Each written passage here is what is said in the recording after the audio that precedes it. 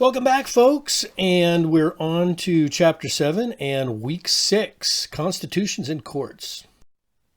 And here are learning outcomes for the week. We'll understand how constitutions are critical to understanding government.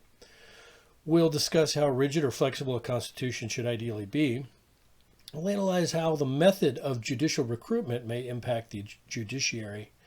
And we'll define common law, civil law, religious law, judicial review, judicial activism, and judicial restraint. You will recall that a liberal democracy is a government by law. I know this is sometimes confusing because when we see that term liberal, we think of somebody who maybe is it's coming from a certain partisan perspective or an ideological perspective. That means that they're more to the left politically. But the term liberal democracy really means a democracy that's based in law, not simply the will of the majority. And a constitution is the basic law of the land. It's the foundational structure from which all other laws can be built, and other laws can't be in violation of a constitution in a true liberal democracy. We experienced a wave of constitution making in new democracies in the late 1980s and 1990s due to the collapse of the Soviet Union. In some cases, they took on more of a presidential democratic model like we have in the United States. And in other cases, they took on more of a European parliamentary model. But in all cases, they developed a constitution. Now, in the generation or so that's passed since the late 80s and early 90s, some of those more newly created, formerly communist states have lived these democracies and lived these constitutions and, become some version of a liberal democracy. In others, like Russia, for example, the Constitution was drafted, but they don't live that document. That document is little more than a piece of paper. All right, let's review some basic terminology. Again, a constitution is the basic law of the land. It's the foundational document or set of documents that outlines powers, the powers of institutions, the structure of government, as well as expressing rights for citizens and placing limits on government. When we refer to the rule of law, this is the principle that societies are best governed using clear, stable, and just laws to which all residents are equally subject to, regardless of their status or background. Some countries have more codified constitutions. That is, that the Constitution is clearly laid out in a single, self-contained document. The United States was an innovator with regard to this, and of course, we are still operating in the United States on our original Constitution. And then some democratic states have more of an uncodified document or constitution that the constitutional principles are spread out among several documents or many documents, and in some cases they're spread out over precedent, over how things have been done in the past. The United Kingdom would be an example of this, that there's not a single British constitution that they can refer to. They can take a look back as far as the Magna Carta in 2015 and political customs ever since, the rules of courts, the body of legislative action that has occurred over its centuries of existence, but there is no single constitutional document in Britain. Okay, let's go over the structure of constitutions, how they're set up. And the modern structure of constitutions that we see all over the world is very much influenced by the United States Constitution. It was real innovation, served as a prototype for constitutions that we continue to see today. And they tend to be structured like this. You have a preamble. This is seeking popular support for this new constitution with a string of declarations of principles, sometimes a definition of what the state's purposes are in creating a constitution or a new constitution. There's an organizational section, and this sets out the power and structures of different government institutions, what powers they have, which powers they expressly do not have. And so it would start with, as in the case of the United States Constitution, it'll start with the powers of the legislature or Congress, powers of the executive branch, the powers of the judiciary. And in the case of a federal system where powers are balance between the federal government and regional governments, or what we call in the United States state governments, then that is also laid out in an organizational section, which are states' rights and responsibilities, which are responsibilities of the federal government. Also, there is a Bill of Rights, which goes over individual and group rights, including access to legal redress. And that means sort of the ability to sue the government when they violate these rights and liberties. If you take a look at the American Bill of Rights, the U.S. Bill of Rights, most of it is about what the government can't do, like infringing on free speech or exercising one's religious beliefs. So if you take a look at the first 10 amendments to the Constitution, it's not so much what rights the government must protect, it's what this government cannot do. It cannot shut down speech before it occurs, or what's referred to as prior restraint. It cannot set up a church or respect one religious faith over another. These are all outlined in the Bill of Rights. And then lastly, there are procedures for amendment. How do you change this document? How does the document change with the times as necessary? How difficult or easy do you make it to do so? In the United States, it's very difficult to amend the U.S. Constitution. It requires a 2/3 majority in both the House and the Senate, and then 3/4 of all American states need to agree to that change. For that reason, there's only been 27 changes to the United States Constitution in our 240-year history. So, that's an ongoing debate which we'll have, which is how easy should it be to amend it, and how difficult should it be to amend it, and also something that we can continue this conversation in the weekly discussion area. This slide just summarizes a few things that I've already discussed, which constitutions limit the scope of government, specify individual rights, provide opportunity for redress, to sue for loss or injury. They're designed to keep government and the majority in check. And again, that refers to the concept of liberal democracy. It's not an absolute democracy. The power of the majority are checked by laws, are checked by a constitution. And again, constitutions are only valuable if the societies live these documents, if there's weight behind the words. So many countries have wonderful constitutions that are not so different than the United States Constitution. There's just one problem. They don't actually govern in a way that reflects the Constitution. I've already discussed how the United States is a classic case of constitutional rule. There's a single document and it's well established. The United Kingdom is an exception in that there's multiple documents and there's a great deal of political custom that goes into their unwritten constitution. Okay, let's discuss why constitutions are created in the first place. The first could be regime change, when there is a difficult political leadership structure put in place. So we think about the 1990s after the collapse of the Soviet Union. Situations where there's wholesale political change, where there's massive amounts of political change, often coming after periods of dysfunction and corruption, crisis, and so forth. So we saw this in Bolivia and Kenya, Zimbabwe, Tunisia after the Arab Spring. Post-war reconstruction. In many cases, in the aftermath of a war, the occupying victors will require a constitutional change, a governmental structural change. The United States required this of Japan after World War II, and so the United States had a heavy role in drafting the new Japanese Constitution, and likewise in Iraq after the Iraq War in 2005. And in both cases, the United States simply did not leave it up to the Iraqis or the Japanese to draft their new constitution. There were certain expectations. And it wasn't necessarily even that these countries reflected the United States Constitution. In fact, in both cases, there was a real effort to weaken the political executive in both places. In Japan, through a strong parliamentary government.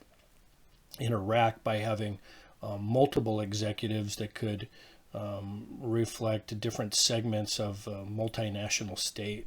So, when it comes to post-war reconstruction, it is in many cases the victors or the occupiers that are directing the constitutional process. And then through political independence, after the World War II, colonial powers lost the ability to manage, maintain, and govern their colonies. So much of Africa in the 50s and 60s and Asia, Southeast Asia, were granted independence or attained independence. And during this period of time, there was also a great deal of constitution making, much of which did not survive, and there were other attempts down the road to do a better job. And of course, we've already talked about the breakup of the Soviet Union. New constitutions are not made because everything is going so great. Nobody says, well, things are perfect, let's draft a new constitution. So constitution making usually occurs during highly contentious periods or shortly after highly contentious periods. And fresh starts are built on very messy compromises. So you take a look at the United States constitutional example. It was drafted when some states were slaveholding states. Others were fiercely opposed to the institution of slavery. Some states wanted all the power to be in the hands of regional governments or states. Others wanted more power in the new central government. So there's a lot of compromises that had to occur. The brilliance of the U.S. Constitution is its limits of ambition. It didn't try to figure out all the problems, even of the day, or certainly into the future, but lay out general guidelines. So if you take a look at,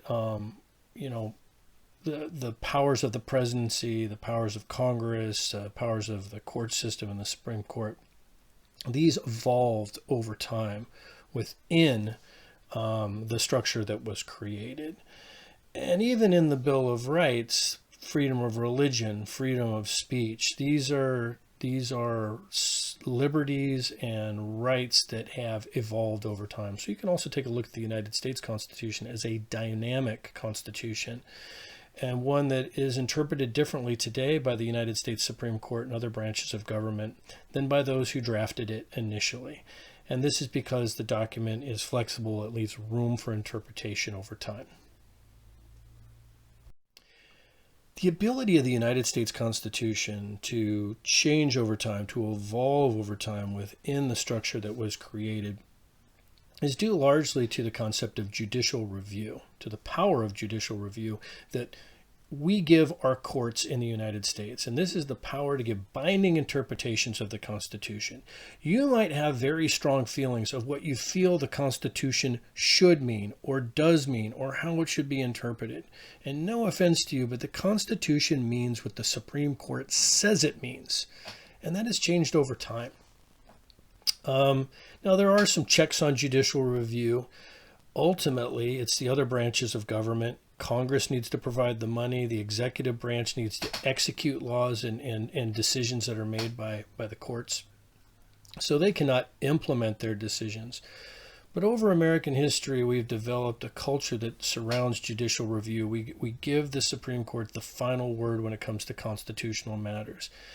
And even after Congress has created a bill and that bill's passed the House and the Senate and they've agreed to differences and it goes before the president and the president signs it into law, even after all of that and the law is implemented, the United States Supreme Court can still say that a law is in violation of the Constitution.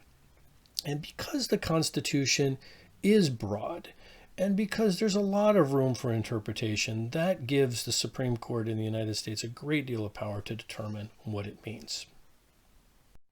So how should courts use this power? And again, that power is great in the United States because of the power of judicial review. Very few countries give their courts, and particularly their Supreme Court, the power that we have over time in the United States, and that great power of judicial review. How should they use that? Well, some argue that courts should restrain themselves, that judges should apply the letter of the law as it's written and defer to elected bodies of government, defer to Congress, defer to the presidency whenever possible. Others would argue for a more activist court. It says judges should venture beyond very narrow legal reasoning and attempt to influence public policy, even create new law. We could look at examples of conservative judicial activism in the United States, in the expansion of gun rights and the interpretation of the Second Amendment. We could look at more expansive liberal judicial activism in the United States. That is, Brown versus Board of Education and expanding the idea and the responsibility of government to create, to preserve rights and to preserve equal protection under the law. So we can look at sort of examples of both when the courts, and particularly the Supreme Court, has taken a leading role in creating new policy and checking the elected branches of government. Again, this is, when it comes to the United States, there's a lot of room for judicial activism because our Constitution is relatively brief. It leaves a lot of room for interpretation. You know that you have freedom of speech, but what exactly does that mean? You know you have religious freedom, but what exactly does that mean? Well, it really comes down to how the court interprets those rights and liberties that are outlined in the U.S. Constitution. So how rigid or flexible should constitutions be? The United States Constitution certainly leaves a lot of room for interpretation, but in other ways it's pretty rigid. It's very difficult to amend the Constitution. It's only been amended 27 times. Many other countries make it much easier to amend and change the Constitution. Many states within the United States, we make it much easier to change our Constitution. So in the example of Minnesota, it simply just requires a majority of the House, a majority of the Senate, and a majority of voters. And it's for that reason that we've seen many more changes to the Minnesota state constitution than we have seen changes to the federal constitution. So a more flexible constitution is one that is easier to change, easier to amend. A more rigid constitution is one where it's really hard to change it. But again, the relative, the simplicity of the U.S. Constitution, the fact that it speaks much more to general principles, leaves it much more open to interpretation by the courts and the Supreme Court relative to many other constitutions, including many state constitutions in the United States. There's quite a bit of variation about how much independence judges should have in different countries and even within the United States, and how they should be recruited for office. So there's a lot of trade-offs here between different ways that judges are selected. At the federal level in the United States, the president appoints judges and justices to the United States Supreme Court, and the United States Senate holds hearings and determines whether or not they will approve of those selections. At the state level in the United States, judges generally run for election and serve for definite terms, and that varies by state. At the federal level in the United States, they are appointed and confirmed and then serve for life. So there's a lifetime appointment. And the idea there is that provides a degree of independence because they don't have to face election, or they don't have to face the president and Congress, or at least the Senate, again. So there's a lot of different ways of selecting, all with their upsides and downsides. You could have, again, popular elections, but that makes people running for judicial office, for a judgeship, more political as they reach out and campaign. You could have the selection of judges entirely chosen by the assembly or the legislature. You could have an executive appointment. As I stated before, the United States combines those two. In some instances, you could have judges selecting their own successor, the person that will replace them. Of course, in the United States, there's a great deal of controversy now about the United States Supreme Court because they ultimately determine what the Constitution means, and we've seen a clear shift from a more balanced court to one that is dominated much more by Republican appointees, and we will continue to have that discussion and debate. Is the court simply too independent? And of course, once somebody is selected for the United States Supreme Court, in many cases they will serve decades, generations, impacting what the Supreme Court means not only to their own generation, but to subsequent generations. Is that too much power? Is that too much independence? We continue to have that debate. Okay, as you go through your reading this week, make sure that you have an understanding of the different systems of law that we see in the world today. And in many cases, countries have combinations of these things. Common law means that Judicial review rulings are based on previous cases, previous precedents that are set, and higher level courts set the precedent for lower level courts. So when the United States Supreme Court makes a decision, it's an appellate court. You can appeal your case, or you can attempt to appeal your case to the United States Supreme Court. And when they decide that, they create a precedent that the lower courts need to follow. And this creates some stability, even if there's not a specific law that deals with the issue. Common law and the common law tradition really does go hand in hand with statute law, laws enacted by legislatures. Sometimes those aren't enough, so you need to take a look at previous decisions and use that to create some stability in the law. Civil law is one that is based on tradition of specific written legal codes. The Romans, the French under Napoleon had very specific legal codes which created some consistency in some of the ways common law functions. And so to this day, those countries that have a history of a clear legal code of civil law continue to function in that tradition. And again, these codes go back to Roman times, and in many cases, countries and states that had a precise system of legal codes exported those to their colonies.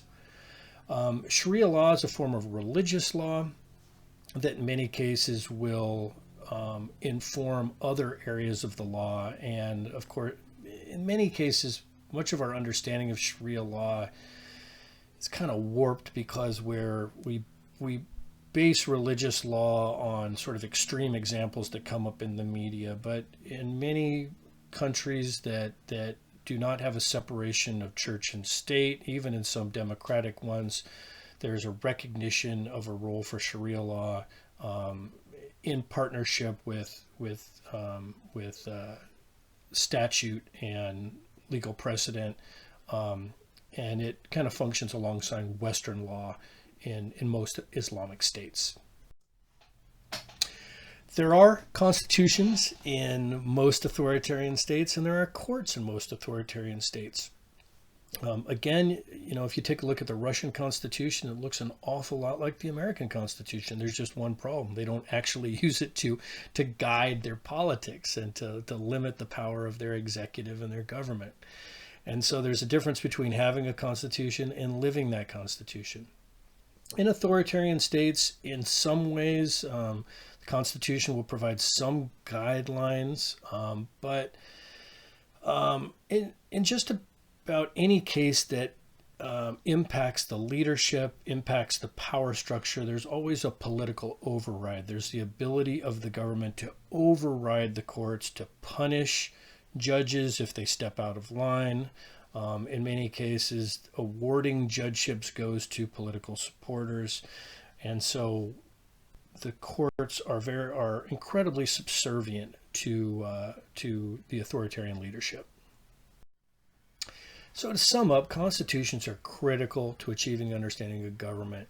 They offer a power map that lays out the different institutions and branches of government and their responsibilities, as well as key political principles and rules. Understanding government requires an appreciation not only of the content of the Constitution, but how durable they are and how easy they are to be amended. How flexible are they, or how rigid are they? Judges all over the world, but particularly in the United States, have been more willing to enter the political arena, making it important to understand how judicial recruitment impacts the courts. How are they selected? Is it by election? Is it by appointment? And so on. In comparing constitutions and courts, make sure that you can understand the distinction between common law, civil law, and religious law. And also keep in mind that in authoritarian regimes, constitutions and courts are weak. There's the ability for the authoritarian leadership to bypass them, to override them. And so they can provide some structure, but when it comes to issues that are in any way challenging to the regime, there's always that capacity to override their decisions and their influence. Guiding questions for this week. Again, 1 substantive original post, at least 2 responses to your classmates' on-topic original posts. Draw on class readings and making your point. When you're responding to other folks' comments, make sure that you have something to add and you're drawing on class readings, not just simply reiterating what they had to say or saying, hey, nice job. As always, please reach out to me if you have any questions or concerns. I've got my weekly Zoom office hours, so please let me know how things are going and have a fantastic week.